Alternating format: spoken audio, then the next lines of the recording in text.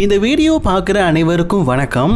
WWE ரெஸ்ல்மேனியாக்கு முன்னாடி நாளைக்கு SmackDown நடத்த போகிறாங்கல்ல, அந்த ஸ்மாக்டவுனில் ஒரு புது ரெஸ்லரை நம்ம சாம்பியன் ஆகலாம் அப்படிங்கிற புதிய முயற்சியில் இருக்கிறாராம். எஸ், நாளைக்கு ஸ்மாக்டவுனில் ஒரு புது சாம்பியன் வர போகிறாங்க. அதுக்கு முன்னாடி பார்த்தீங்கன்னா நம்ம ஜூலியா அப்படிங்கிற கேரக்டரில் இருக்கிற கோடி ரோட்ஸ் அண்ட் ரோமன் ரெயின்ஸ் இவங்க ரெண்டு பேரும் face to face செக்மெண்ட்டாக WrestleMania ஆஃபேரில் kick ஆஃபில் நடந்திருக்குது. அண்ட் இது மட்டும் இல்லை, எக்கச்சக்க ரெஸ்லிங் செய்களோட தான் இன்றைக்கி நான் உங்களுக்கு வீடியோவில் வந்திருக்கிறேன். சரி, வாங்க வீடியோக்குள்ளே போகலாம். மறக்காம சேனலுக்கு ஃபஸ்ட் டைம் வந்துருக்கோங்க, சப்ஸ்கிரைப் பண்ணிக்கோங்க, பெல் ஐக்கானை கிளிக் பண்ணி மூலியமாக தினமும் ரெஸ்லிங் செய்களை தமிழ் மொழியில் தெரிஞ்சுக்கோங்க.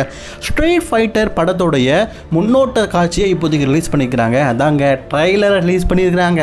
அதில் நானும் அங்கே இங்கேன்னு தேடி பார்த்தேன், ரோமன் ரெயின்ஸை காணோம். ஆனால் இந்த இந்தியன் பேர் இருக்கிறார்ல, நம்ம அஞ்சான் படத்தில் கூட வில்லன் நடிச்சிருப்பாரு, அவரு பார்த்தீங்கன்னா மொட்டை அடித்த கெட்டப்பில் அங்கங்கே வராரு. கோடி ரோட்ஸும் அந்தந்த சீனில் வராரு. பட் இருந்தாலும் இந்த படத்தில் மெயின் ஹீரோ அப்படிங்கிறது இவர் தான் போல இருக்குது. ஏன்னா டீசர் ஆரம்பத்திலேருந்து எண்டிங் வரைக்கும் இவரை மட்டும்தான் பார்த்தீங்கன்னா ஃபோக்கஸ் பண்ணி காட்டிக்கிட்டே இருக்கிறாங்க. ஸோ இவர் தான் இந்த படத்தோட ஹீரோ அப்படின்னு சொல்லி நம்ம வச்சுக்கலாம். பட் இருந்தாலும் நமக்கு பரிச்சித்தமான கோடி ரோட்ஸ் மற்றும் ரோமன் ரெயின்ஸ் இந்த டீசரில் இடம் பெற்றிருக்கிறாங்க. இதை வச்சே நான் நல்லா சொல்லிடுவேன், ரோமன் ரெயின்ஸ் ரொம்ப சின்ன ரோல் தான் இந்த படத்தில் பண்ணியிருக்கிறாரு. ஆக்சுவலி கில்மா ஐட்டம் நிறையவே இருக்குது இந்த படத்தில், அது டீசரில் நல்லாவே தெரியுது. சரி, நம்ம இந்தியன் ஆக்டரான கோடி ரோட்ஸ் பார்த்தீங்கன்னா இந்த படத்தில் சரித்தனமான ஒரு ஆக்ஷன் ஹீரோவாக நடிச்சிருக்காரு. சரி, ரோமன் ரெயின்ஸ் என்ன கேரக்டர்னு கேட்டிங்கன்னா மந்திரம் செய்யும் மந்திரவாதி. ஸோ அது நல்லாவே தெரியுது. கையில் திடீர்னு பார்த்தீங்கன்னா ஒரு ஃபயர் பாலை கொண்டுட்டு வந்து அடிக்கிற ஒரு மந்திரவாதியாக இங்கே நீங்கள் பார்க்குறீங்களே, யாருப்பா இந்த பையன் அப்படின்லாம் கேட்காதீங்க, இந்த பையன் நம்ம ரோமன் ரெயின்ஸ் தான். ஏண்டா கெட்டப்பெல்லாம் பார்க்க மாசாக இருந்தது, கடைசியில் மந்திரவாதியாக கூட்டிகிட்டு வந்திருக்கீங்களா அப்படின்னு கேட்டிங்கன்னா, எஸ், இந்த சின்ன ரோலில் தான் நம்ம ரோமன் ரெயின்ஸ் நடிச்சிருக்கிறாரு. ஸோ ஸ்ட்ரீட் ஃபைட்டரோட அஃபீஷியல் ட்ரெய்லர் வந்துருக்குது. ஸோ ரோமன் ரெயின்ஸ் பார்த்தீங்கன்னா ஹாலிவுட்டுக்கு போகணும், பெரிய ஆள் ஆகணும் அப்படின்னு சொல்லிட்டு ரொம்ப ட்ரை பண்ண தான் செய்கிறாரு. பட் இருந்தாலும் அவருக்கு கிடைக்கிற ரோல்லாம் பார்த்தீங்கன்னா ஹீரோ ரோல் கிடைக்க மாட்டேங்குது, சப்போர்ட்டிங் ரோல் தான் கிடச்சிருக்குது. இதோடைய முன்னோட்டம் ரெஸ்ல்மேனியாக்கான ப்ரீ முன்னோட்டம் நடந்தது. WWE ரெஸ்லர்ஸ் கூட ஃபோட்டோ எது வேணால் எடுத்துக்கலாம். கோடி ரோட்ஸ் இந்த காஸ்டியூமில் ஓரளவுக்கு நல்லா தாங்க இருக்கிறாரு. WWEக்கு வரும்போது தான் கோட்டு ஷூட்டு போட்டுட்டு வந்திருப்பார்.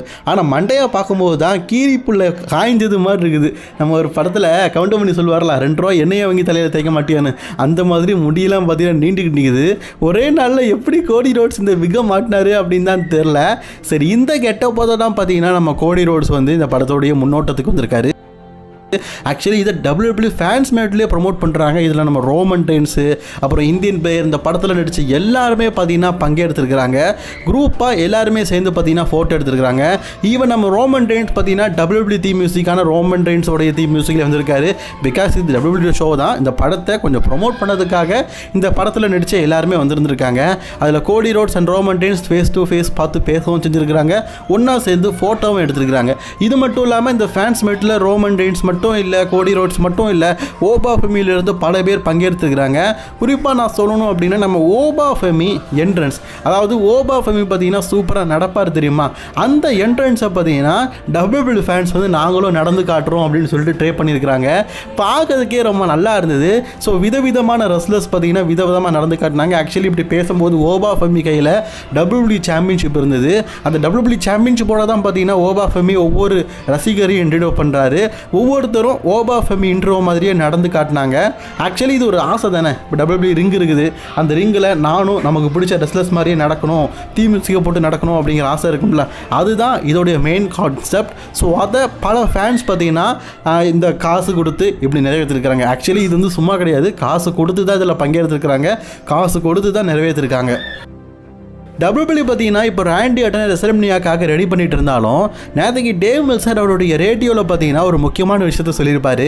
அதாவது சூரியன் எஃப்எம் எப்படி 6 மணிக்கு ஒரு தலைப்பு செய்திகள் போடுறாங்க, அரசியலை பற்றி தனியாக பேசுகிறாங்க, அதே மாதிரி அமெரிக்காவில் பார்த்தீங்கன்னா டேவ் மில்சர் ரேடியோ அப்படிங்கிற ஒரு ஷோ இருக்கும். அதில் WWE ரெஸ்லர்ஸோடைய அப்டேட்டு, ரெஸ்லர்ஸோட அப்டேட் இதெல்லாம் பற்றி பேசுவார். அப்படி அவர் பேசும்போது முக்கியமாக பார்த்தீங்கன்னா நம்ம ராண்டி ஆர்டனை பற்றி ஒன்று சொல்லியிருக்காரு. அதாவது ரெஸ்ல்மேனியாக்கான மெடிக்கல் செக்கப் நடந்துருக்குது. ஸோ WWE சண்டை போடுற எல்லா ரெஸ்லர்ஸும் பார்த்தீங்கன்னா மெடிக்கல் செக்கப்புக்காக போயிருக்கிறாங்க. அப்படி போகும்போது பார்த்தீங்கன்னா நம்ம ராண்டி ஆர்டனை செக்கப் பண்ணியிருக்கிறாங்க. ராண்டி ஆர்டனை செக்கப் பண்ணும்போது தான் ஒரு முக்கியமான ஒரு விஷயம் தெரிஞ்சிருக்குது. அதாவது நம்ம ராண்டி ஆர்டன் பார்த்தீங்கன்னா தன்னால் வந்து சண்டை போட முடியலை, அங்கே வலிக்குது இங்கே வலிக்குதுன்னு சொல்லிட்டு கை காலெலாம் வலிக்குது, ஸோ தனக்கு முதுகு வலிக்குது, ஒழுங்காக சண்டை போட முடியல அப்படிங்கிற நிறைய குறைகளை சொல்லியிருக்கிறாராம். இதை வச்சு என்ன சொல்லியிருக்காருன்னா, ரசல்மனியாவுக்கு இப்போதைக்கு ரேண்டி ஆர்டன் ரெடியாக இல்லை, WWE வந்து முன்னக்கூட்டியே இப்படி ஒரு முடிவு எடுத்துக்கிட்டாங்க, அவசரப்பட்டுட்டாங்க அப்படிங்கிற மாதிரி சொல்லப்பட்டிருக்குது.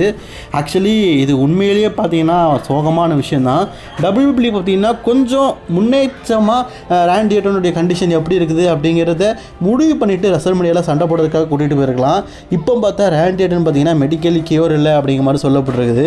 அதே மாதிரி டேவ் மெல்ட்சர் இதில் என்ன சொல்லியிருக்காருன்னா, WWE பார்த்தீங்கன்னா ரேண்டி ஆர்டனுக்கு உடம்பு சரியில்லை அப்படிங்கிறதுக்காக ரேண்டி ஆர்டனை இப்போதைக்கு நீக்க போகிறது கிடையாது. ஆனால் இது ரசல்மனியாவுடைய வின்னர் ப்ரிடிக்ஷனை மாற்றதுக்கு வாய்ப்பு அதிகமாக இருக்குது.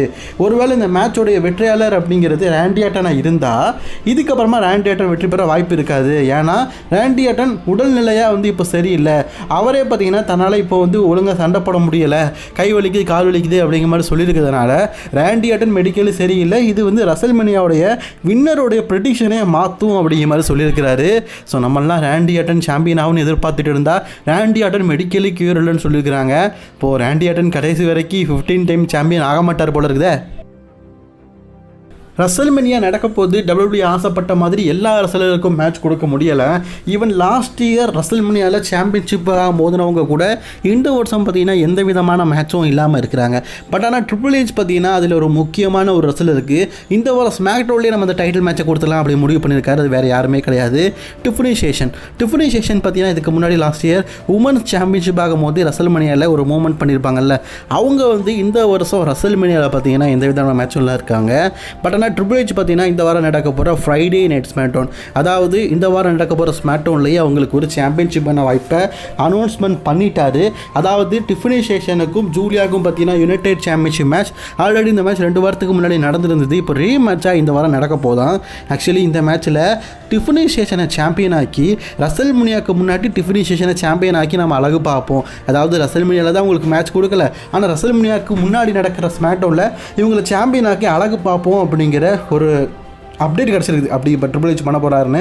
சரி, இந்த அப்டேட் உண்மையாக இல்லையா அப்படிங்கிறது நாளைக்கு தெரிஞ்சிடும். ஸோ டிஃபனி சேஷன் நியூ யுனைடெட் சாம்பியன் ஆகிறாங்களான்னு. ஆனால் நல்லா தான் இருக்கும். பட் நம்ம இதெல்லாம் ரசல்மனியாவில் எக்ஸ்பெக்ட் பண்ணோம். பட் ஆனால் ரசல்மனியாவில் எல்லா மேட்சும் புக் ஆகிட்டதுனால ரசல்மனியாவுக்கு முன்னாடி நடக்கிற ஸ்மாக்டவுனில் நடக்கும்னு சொல்லப்பட்டிருக்குது.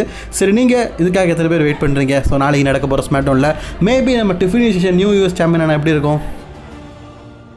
இதை தவிர்த்து ரசல்மனியாவுடைய முன்னோட்டமான ஸ்மாக்டவுனில் ஆண்ட்ரி த ஜெயண்ட் பேட்டில் ராயல் நடக்கும் போது இதில் ராய்ஸ்கி, சோலோ சிகாவாலிருந்து எக்கச்சக்க ரஸ்லர்ஸ், அதாவது ரசல்மனியாவில் மேட்சஸ் இல்லாத ரஸ்லர்ஸ் எல்லாருமே பங்கேற்கிறாங்க.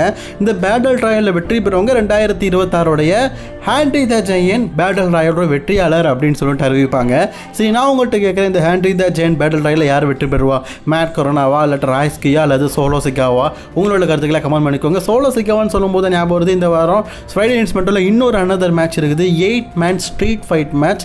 Team MFT versus team white 6. இவங்களுக்குள்ள ஒரு பெரிய பஞ்சாயத்து போய்ட்டு இருக்குல்ல, இதை முடிவு கொண்டு விதமாக இந்த மேட்ச் பார்த்தீங்கன்னா ஒரு ஸ்ட்ரீட் ஃபைட்டாக நடக்குது. கண்டிப்பாக இதில் சோலோ சிகாவா டீமோடைய பிரேக்கப்பை எதிர்பார்க்கலாம். ஸோ இதெல்லாம் நாளைக்கு நடக்க போகிற ஸ்மாக்டவுனில் நடக்கிற மேட்சஸ் அப்படின்னு சொல்லிட்டு WWE அஃபிஷியலாக கன்ஃபார்ம் பண்ணி